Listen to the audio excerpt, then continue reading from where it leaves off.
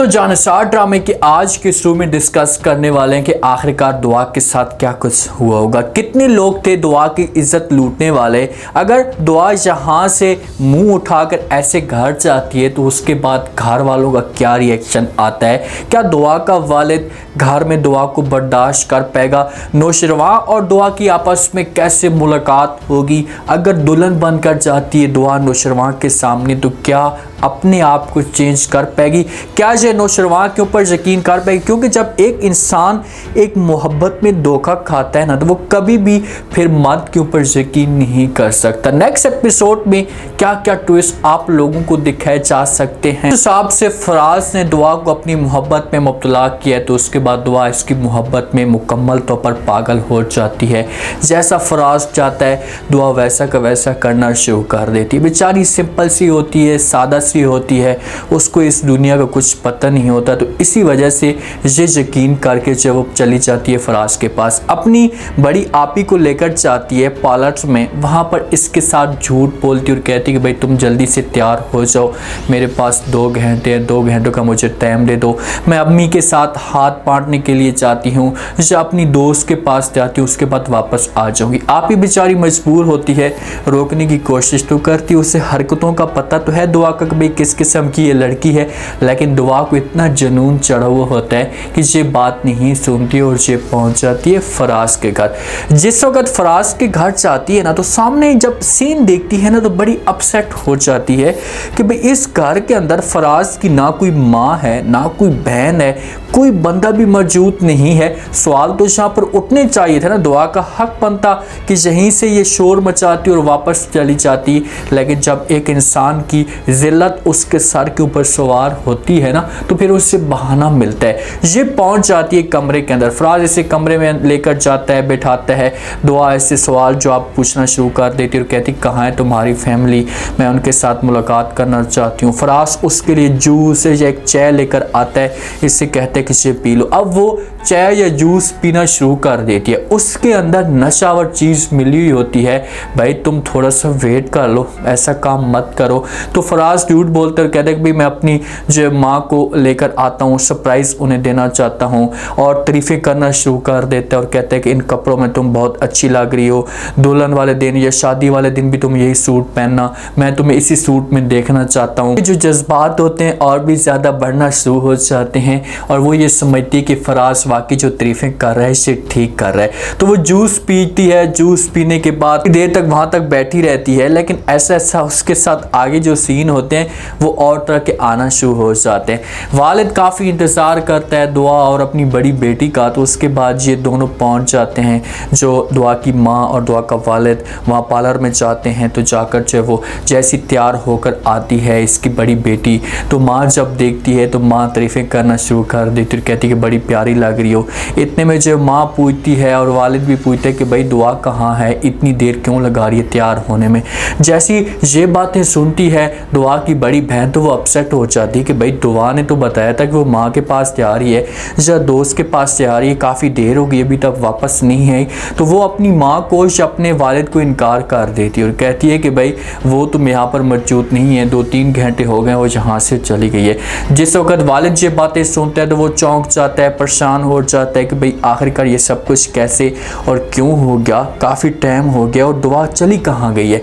शोर मचाता है अपनी बेटी के ऊपर और अपनी बेगम के ऊपर। उससे कहते हैं कि फमीदा बेगम कान खोल कर सुन लो, जल्दी से पता करो कि दुआ कहाँ है, मैं बर्दाश्त नहीं करूँगा तुम दोनों का जहाँ पर जो सत्यानाश करूँगा, ये लिहाज नहीं करूँगा कि घर जाकर आप लोगों के ऊपर शोर मचाऊँ, मतलब कि आप लोगों के ऊपर यहीं पर गुस्सा करूँगा और आप लोगों को इसी जगह पर सजा दिलवाऊँगा। जल्दी से पता करें कि दुआ है कहाँ, उसे ज़मीन खा गई या आसमान खा गया।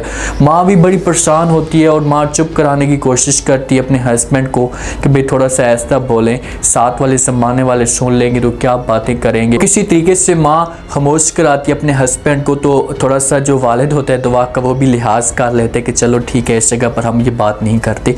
ये जल्दी से घर पहुँच जाते हैं। घर जाते हैं, घर जाकर जो परेशान बैठे होते हैं कि भाई घर के अंदर दुआ मौजूद नहीं है।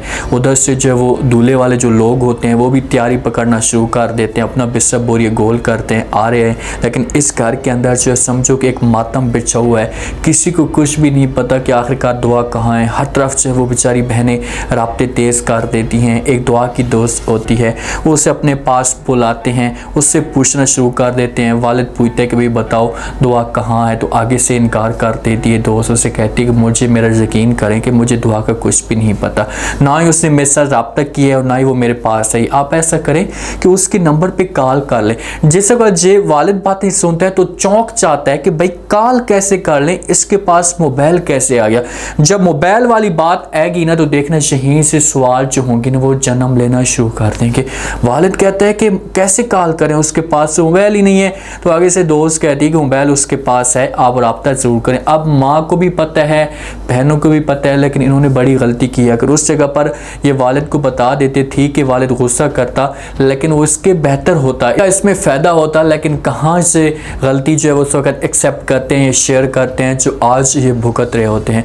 वालिद जिस वक्त ये सारी बातें सुनते हैं तो फिर उनके सामने सारी बातें आ जाती हैं कि भाई ये उसी लड़की के पास गई होगी जिसने मोबाइल दिया होगा। जो जो बातें होती हैं वो दिमाग के अंदर आती हैं।